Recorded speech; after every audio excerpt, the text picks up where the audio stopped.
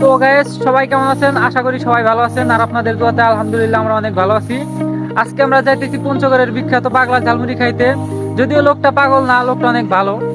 তবে লোকটাকে সবাই পাগল বলে কারণ ওইখানে অতিরিক্ত ঝাল দেওয়ার কারণে সবাই খাওয়ার পরে মানে মাতালের মতো করে, যার কারণে তার নাম দিচ্ছে পাগলা ঝালমুড়ি। তো আমরা সবাই মিলে যাইতেছি সেই বিখ্যাত ঝালমুড়ি খাইতে। সাথে আমাদের অনেক ফ্রেন্ড আছে, সবাই মিলে যাইতেছি পাগলা ঝালমুড়ি খাইতে। তো দেখতেই পাচ্ছেন সন্ধ্যা হইতেছে, শীতের সময় সবাই আমরা এখন যাবো ঝালমুড়ি খাইতে। তো চলুন আপনাদের দেখাই সেই ঝালমুড়ি।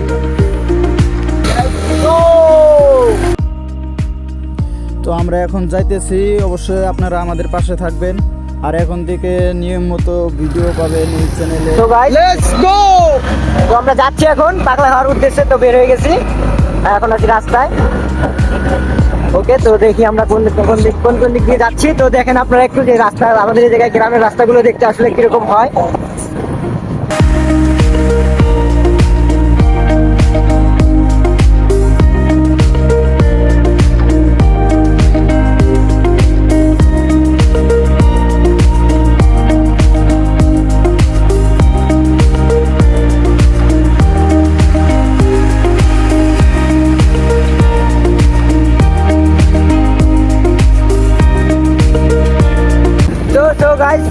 মোটামুটি অনেক রাস্তা চলে আসছি।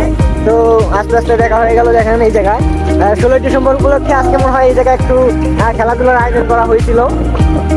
তো এখন হয়তো খেলাধুলা শেষ হয় নাই, খেলাধুলা চলতে আছে। তো আপনারা একটু দেখেন আসলে যে এই জায়গায় কতটুকু মানে ছোটভাবেই আর কি অল্প কিছু আয়োজনের মাধ্যমে কিভাবে খেলাধুলা করানো হচ্ছে।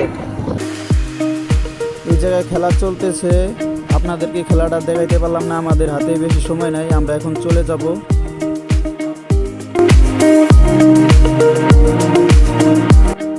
তো দেখতেছেন যে চলতে চলতে বাজারের মাঝখানে চলে আসছি। ছোট একটি বাজারের নাম টাকাহারা। নামটা শুনে আপনাদের হয়তো কীরকম জানি লাগতেছে, বুঝতে পারতেছে না। আসলে অনেক মজার একটা নাম। তো এই যে বাজারের পাশে একটা মসজিদটা মাশাআল্লাহ অনেক সুন্দর। বাজারের ছোট একটা বাজারে গ্রামগঞ্জের বাজারের সাথে এত সুন্দর একটা মসজিদ, গ্রামগঞ্জের বাজারের সাথে এত সুন্দর মসজিদ খুব কমই দেখা যায়। তো এটা মসজিদটা অনেক সুন্দর মাশাআল্লাহ। গাইস, পাগলা খেতে যাওয়ার পথে দেখি সরিষা ক্ষেত। তো আমরা এখানে চলে আসছি, দেখি কয়েকটা পিক নেই, যদিও সন্ধ্যা হয়ে গেছে, দেখি পিক কিরকম আসে। তো এখান থেকে আমরা কয়েকটা পিক নিয়ে তারপরে আবার পাগলার উদ্দেশ্যে চলে যাবো। তো এই জায়গায় শুট হচ্ছে দেখেন এই জায়গা থেকে এই যে আমাদের ক্যামেরাম্যান দুইটা মডেল এই যে ক্যামেরাম্যান, এই হলো মডেল, এই হলো মডেল আমাদের, আর এই হলো ক্যামেরাম্যান। তো দুইজন ক্যামেরাম্যান, একজন মডেল। যদিও আমরাও পিক উঠাবো এই জায়গায়, তবে আগে আমাদের মডেলের পিক উঠাইনি। সে অনেক দূর থেকে আসছে, তাকে আজকে আমরা পাগলা খাওয়াইতে নিয়ে আসছি। তো পাগলা খাওয়ার যাওয়ার পথে আমরা সরিষা ক্ষেতটা দেখলাম। তো সেই বলতেছে যে কয়েকটা সরিষা ক্ষেতে পিক উঠাই। তো এই যে হলো ক্যামেরাম্যান দুইজন, আর এই জায়গায় হলো সরিষা ক্ষেতে মডেল। তো দেখা যাক পিক কিরকম আসে। তো আমরা পিকগুলো দেখাবো আপনাদের। আচ্ছা গাইস, তো আমাদের পিক উঠানো শেষ। তো আমরা এখন আবার পাগলার উদ্দেশ্যে মানে রওনা হচ্ছি। এখান থেকে আর অল্প একটু রাস্তা আছে। তো ওইটুকু যাওয়ার পরে আবার আপনাদের সাথে আমরা দেখাবো যে কীভাবে পাগলা বানায় বা কীভাবে ঝালমুড়িটা বানানো হচ্ছে, ঝাল কতটুকু দেওয়া হচ্ছে, সব কিছু নিয়ে আপনাদের জন্য একটা ভিডিও দিব। তো চলেন যাওয়া যাক। তো দেখতে দেখতে চলে আসলাম পাকড়িতলা, যে জায়গায় আর কি পাগলা ঝালমুড়িটা বিক্রি করে, পাকড়িতলা নাম। তো দোকানটা সেরকম বড় নয়, সামনে দেখতেছেন ছাতা, ওইটাই হলো পাগলা ঝালমুড়ির দোকান। নামে বিখ্যাত, দোকানে নয়। তো দোকান ছোট হলেও ঝালমুড়ি কিন্তু অনেক বিখ্যাত।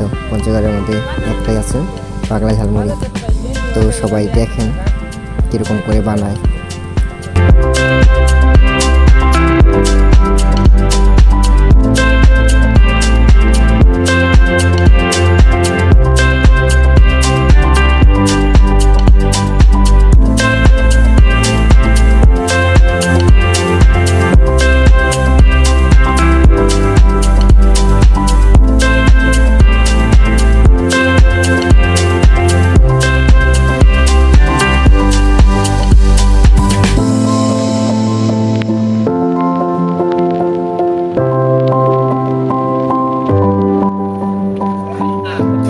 খাওয়া দাওয়া শেষের দিকে আমরা একটু পরে চলে যাবো এই জায়গা থেকে।